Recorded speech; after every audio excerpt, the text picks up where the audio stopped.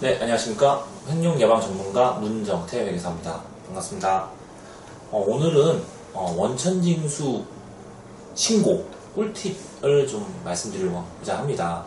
보통 사장님들 원천징수가 뭔지 잘 모르실 겁니다. 그리고 피부에 와닿지도 않고 이 원천징수라는 게 솔직히 관심이 없을 수 있습니다.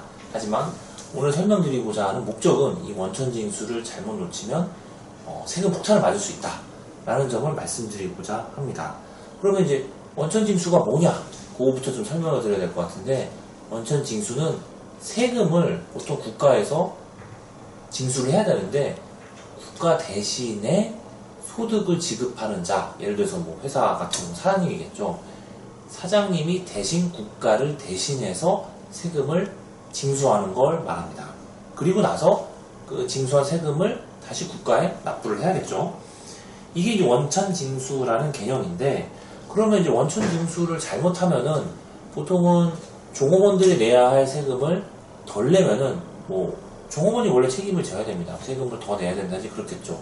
하지만 원천징수를 해야 되는 우리 사장님들이 원천징수 의무를 다하지 않았을 경우에도 가산세 폭탄이 있다라는 점을 오늘 말씀드리고 싶네요. 그렇게 원천징수 의무를 다 함으로써 우리 사장님들이 가산세를 피했으면 하는 바람입니다. 제가 아는 송파구에서 도소매업을 하시던 그 진 사장님 같은 경우에도 원천징수 의무가 있다는 걸 깜빡하시고 납부 기한 내에 내지 않으셨다가 가산세 폭탄을 맞으셨습니다. 세금 이름이 원천징수 납부 불성실 가산세라고 하네요. 이분 같은 경우에도 직원이 워낙 많아가지고 몇억 원대의 가산세가 나올 수밖에 없었다고 하네요. 그러다 보니 회사 자금이 운영이 부족해져가지고 직원들 급여가 밀리고, 그럼으로 인해서 직원들이 불만도 폭주했다고 합니다. 이와 같은 사례를 겪지 않으시려면 우리 사장님들도 비록 내가 내야 되는 세금은 아니지만 직원들이 세금을 대신 납부해주는 원천징수 의무를 다 하셔서 납부 불성실 가산세를 내지 않으시기 바랍니다. 그리고 회계사님, 그럼 질문이, 원천징수 납부 의무가 있다는 건 알겠는데 내가 그럼 우리 직원들의 세금을 대신 납부를 언제까지 해야 되나요? 보통 개념을 이렇게 잡으시면 됩니다.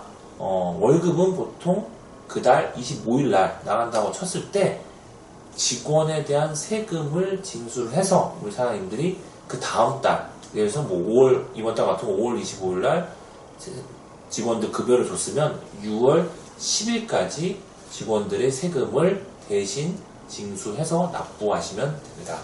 요즘은 모르시고 계셨다가는 가산세 맞을 수 있으니까 잘 알아주시고요. 그러면 신고 방법은 어떻게 됩니까? 우리나라에 이제 홈택스라는 그 사이트가 있죠. 국세청 사이트가 있는데 거기서 신고하고 납부하실 수도 있고요. 직접 세무서에 가셔도 되는데 보통 요즘에는 인터넷이 잘 발달되어 있으니까 홈택스에서 신고하실 수도 있겠네요.